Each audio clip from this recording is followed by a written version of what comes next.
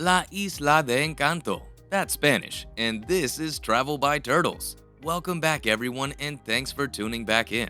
By now, you've probably seen a video or two of ours and know how this is gonna go. If you haven't, I just have to ask, what are you waiting for other than the end of this video? We take you around the world, tell about some amazing places, and show you exactly where you need to go, making your travel life easier 8 minutes at a time. And today, we're throwing the flip-flops and tinted shades back on, because the island of Puerto Rico is calling our name, specifically the 4th largest city in the country, the city of Carolina, on the northeastern coast of Puerto Rico. Carolina is home to a rich history of discovery and local legends.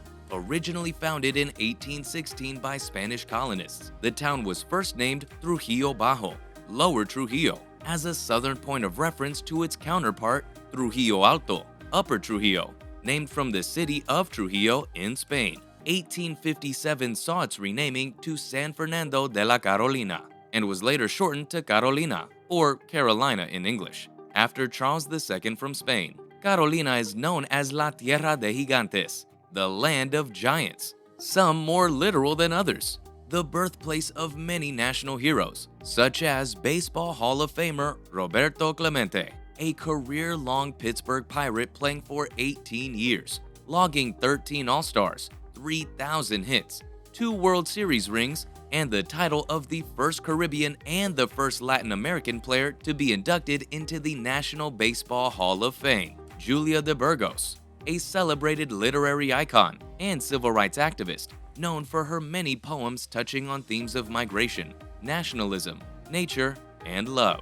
Her very first poem is probably her most famous, Rio Grande de Loiza, describing the beauty of the Puerto Rican River, but also the reality of slavery suffered by the natives around the river. Jesus T. Piñero, the first and only native Puerto Rican to be appointed governor by the United States. And the literal giant, the tallest man in the island's history, Don Felipe Birriel, with an unconfirmed height of 7 feet 11 inches. Now that we're all well-cultured and ready to hit the road, I've got 5 places and maybe a few extras in Carolina, Puerto Rico that you gotta check out when you hit the island. But before we jump off this jet plane, if you enjoy the content we create for you here on Travel by Turtles, do us a huge favor and let us know by liking, commenting, sharing, and subscribing for more cool trips like this. Alright, vámonos! Off to Carolina we go! Funny enough, the first place on the list you kinda have to go through anyway, unless you arrive by boat of course.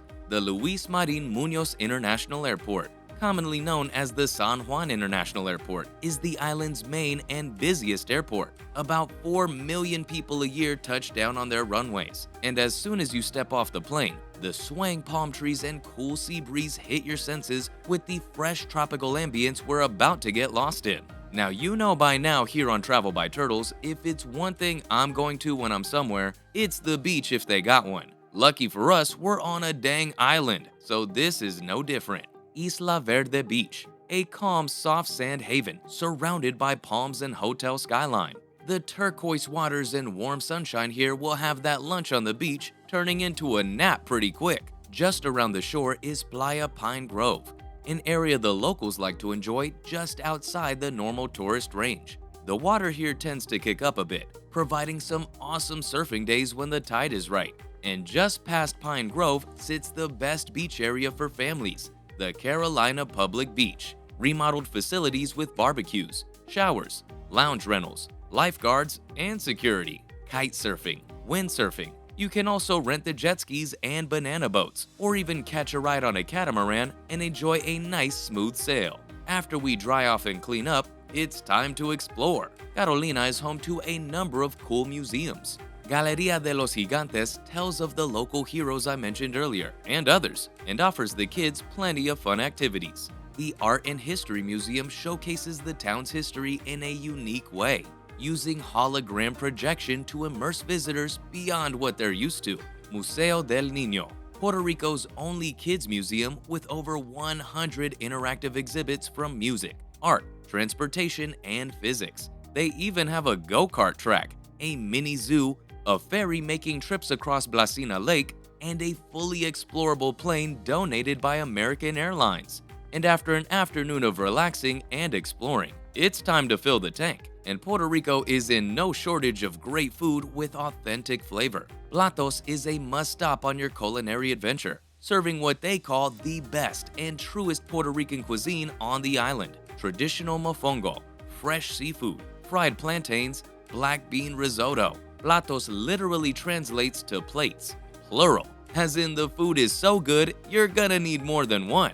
There is also the Ceviche House, more of a modern Latin fusion spot with Peruvian inspiration. The mixed seafood ceviche paired with the delicious pisco sour is a fan favorite. Meta Market Miami is the upscale contemporary steakhouse serving up prime rib, filet mignon, ribeyes, and lobster tails.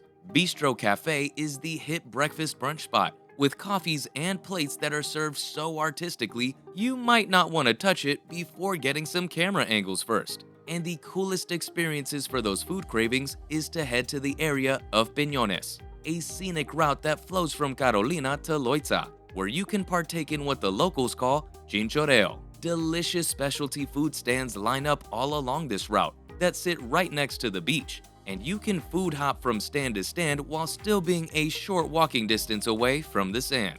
Local favorites serve up classics like bacalaitos, salted cod and parsley deep fried into what looks like giant cornflakes.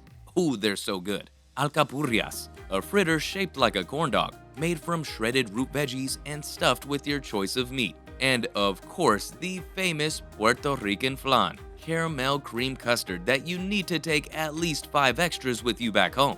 After a long day of relaxing, exploring, and stuffing your face, it's probably time to head to the room and get some much-deserved rest. Isla Verde, translating to the Green Island, is the most luxurious neighborhood in Carolina and houses some stunning places to stay. The Fairmont El San Juan is a gorgeous blend of old 1950s inspiration with modern amenities. After a $65 million redesign, 388 rooms, suites, and villas are nested alongside tropical pool areas, 13 restaurants, bars, and lounges, a state-of-the-art 3-level fitness center, shops, and a casino next door, all on a 2-mile stretch of pristine oceanfront.